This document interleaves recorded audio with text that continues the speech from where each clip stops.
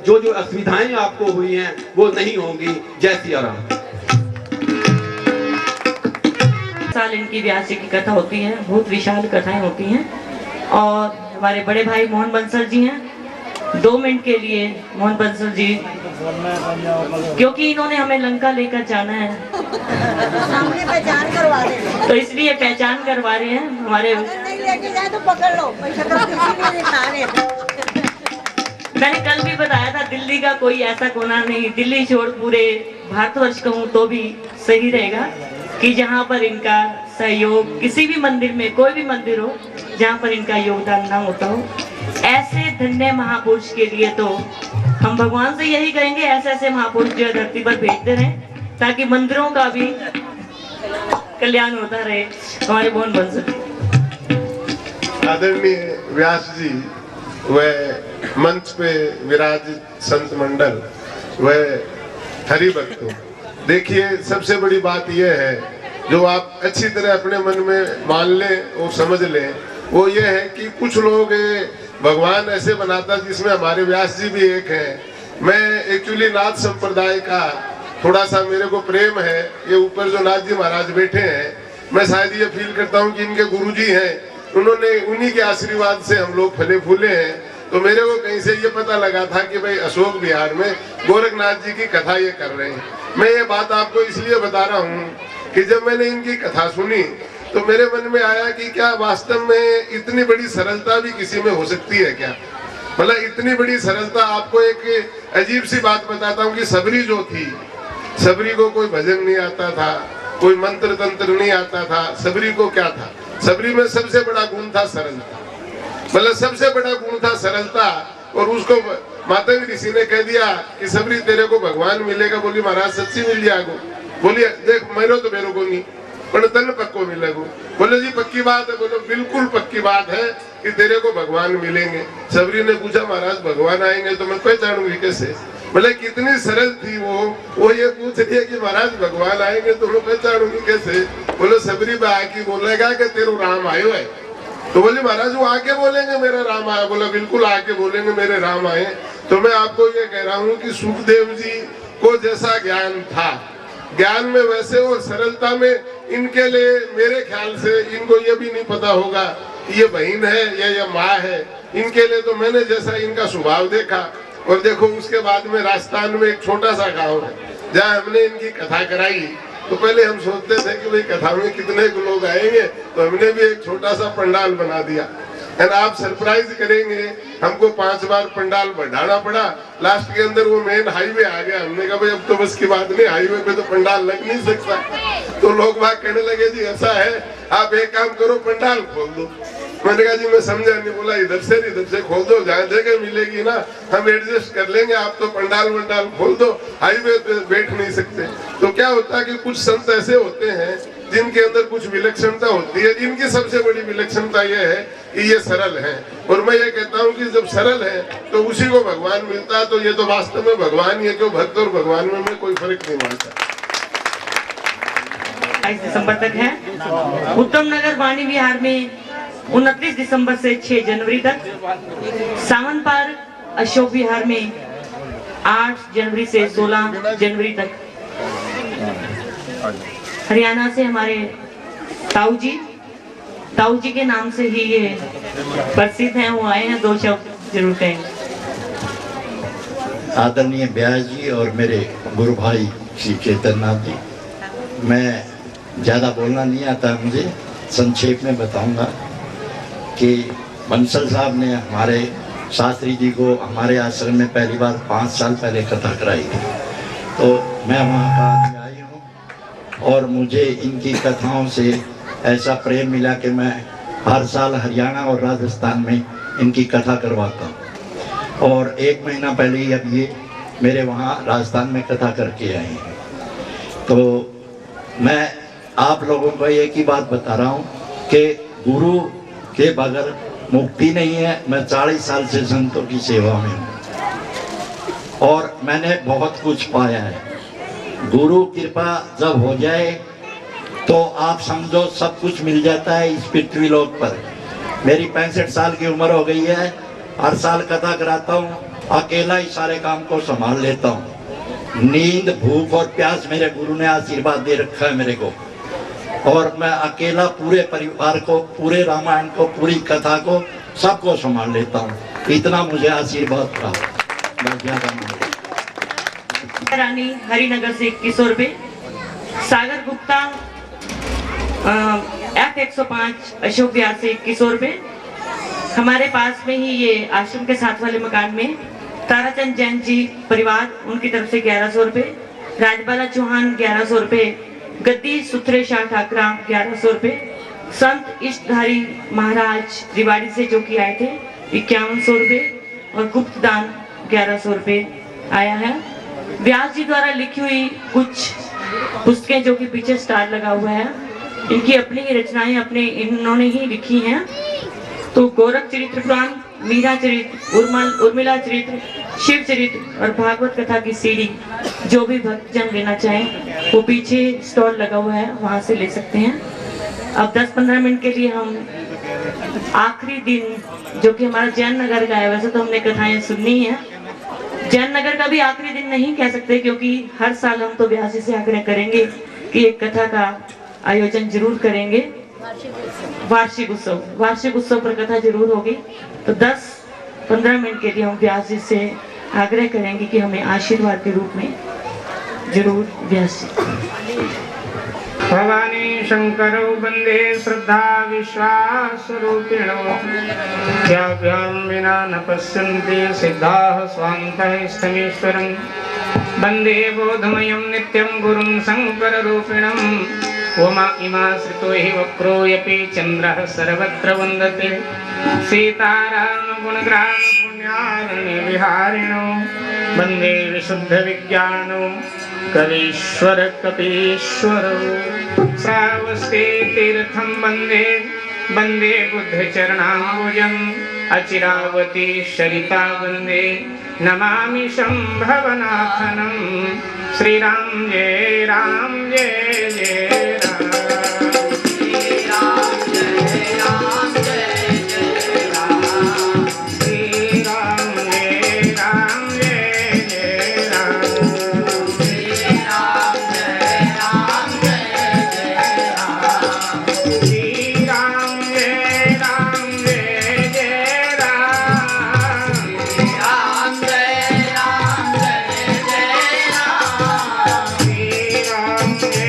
राम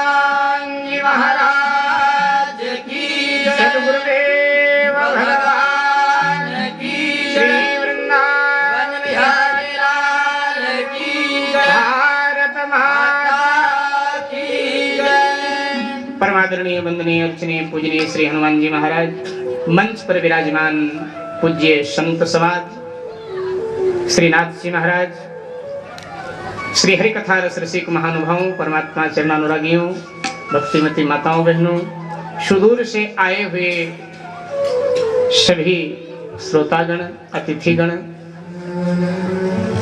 परमात्मा की अहृत की कृपा के फलस्वरूप इस देवस्थान की प्राण प्रतिष्ठा आज संपन्न हुई।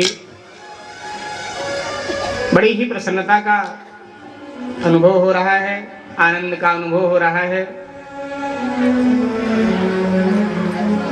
गोस्वामी जी ने मानस में लिखा है कि जे गाँव ही यह चरित सम्हारे, कई यह ताल चतुर रखवारे। और मेरे जीवन में भी कुछ ऐसा कृतार्थ हुआ। किसी कवि ने लिखा है कि घर से निकले थे अकेले,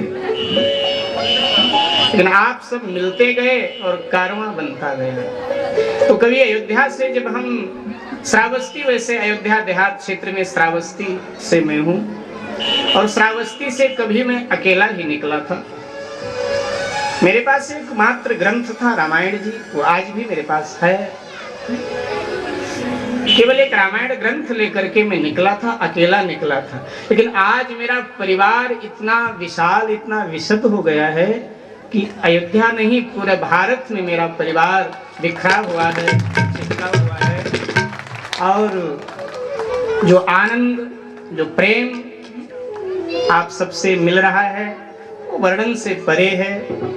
वो वर्णन का विषय ही नहीं हो सकता है। वर्णन करना चाहें तो नहीं कर सकते। इतना आप सब प्यार देते हैं, आदर देते हैं, दुलार देते हैं।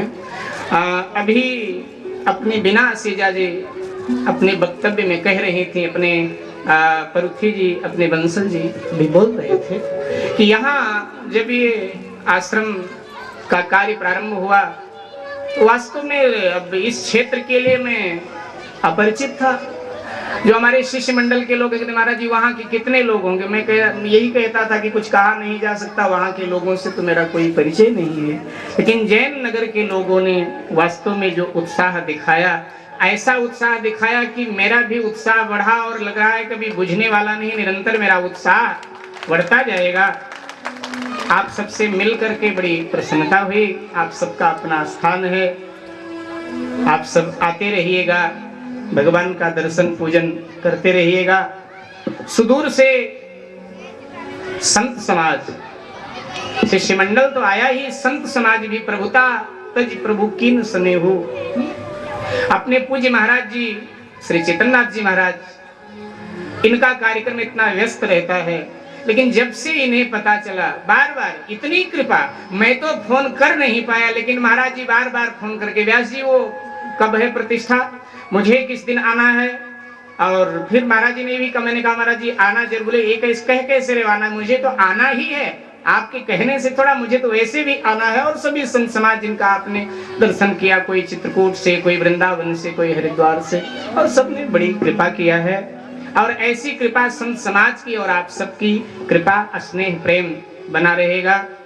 व्यास गद्दी से मैं प्रभु से प्रार्थना करता हूँ कि आप सभी, परुथी जी के शब्द को मैं ले रहा हूं, आप सभी प्रसन्न रहें, और प्रसन्न के साथ साथ आप सब संपन्न भी रहें, क्योंकि संपन्नता भी बहुत जरूरी है। प्रसन्न रहें, संपन्न रहें, और आप प्रपन्न रहें, ऐसी व्यास गद्दी से मेरी कामना है, आशीष है। इस आश्रम में, आश्रम निर्माण में जिन लोगों ने आहुतियां डाली हैं, वैसे तो आप सभी ने किसी न किसी रूप में आहुतियां डाली हैं। किसी ने सेवा के रूप में, किसी ने किसी रूप में आहुतियां डाली हैं आप सबने। इनमें कुछ विशिष्ट गण हैं। हमारे श्री मोहन बंसल जी, जिनका परिचय अभी आपको प्राप्त हुआ, अपनी माँ कमला लूथरा जी, अपने बाबूलाल खंडेलवाल, संगीता खंडेलवाल जी, देवी दयाल गुप्ता, सुलेखा जी, बीना सीजा जी, श्रीमती रोजी शर्मा परिवार उनका, लीना शर्मा जी, और विशेष सहयोग में एक और माता जी हमारे मध्य में हैं, लेकिन उन्होंने प्रारंभ से अब तक कहा कि मेरा नाम आप नहीं लेंगे। तो माँ से तो ऐसे ही बच्चे डरते रहते हैं, इसलिए मैं उनका भी बड़ा सहयोग है और आगे भी रहेगा। और इन सभी को और आप सबको व्यास गद्दी से बहुत बहुत आशीर्वचन है, बहुत बहुत आशीर्वाद है। ऐसे ही आप सब धर्म कार्यों में बढ़ करके सहयोग करते रहें, क्योंकि भक्त ही भगवान को वंदनीय, वैसे तो भगवान वंदनीय है ही, लेकिन भक्त ही भगवान को प्रतिष्ठित कर दिया करता है। किसी कवि ने लिखा है कि दशरथ ने अपने राम को वन में भिजवा दिया, दशरथ ने अपने राम को वन में भिजवा दिया, लेकिन तुलसी ने अपने राम को घर घर में पुजवा दिया। तुलसी ने अपने राम को घर घर में पुजवा दिया। राम का नाम लेते हैं तो दशरथ जी हमें बाद में याद आते हैं, लेकिन तुलसीदास जी हमें सबसे पहले याद आते हैं। तो आइए एक भजन के माध्यम से प्रभु वंदन करते हैं, और फिर समय भी ज्यादा हो रहा है, तो इसलिए भजन के माध्यम से प्रभु वंदन करते हैं। और तत्पश्चात गुलाम मेरे अलबेले शाम, तेरी मुरली का मैं हूँ गुलाम, मेरे अलबेले का, तेरी मुरली का मैं हूँ गुलाम, मेरे अलबेले शाम, तेरी मुरली का मैं हूँ गुलाम, मेरे अलबेले का, मेरे अलबेले शाम, मेरे अलबेले शाम।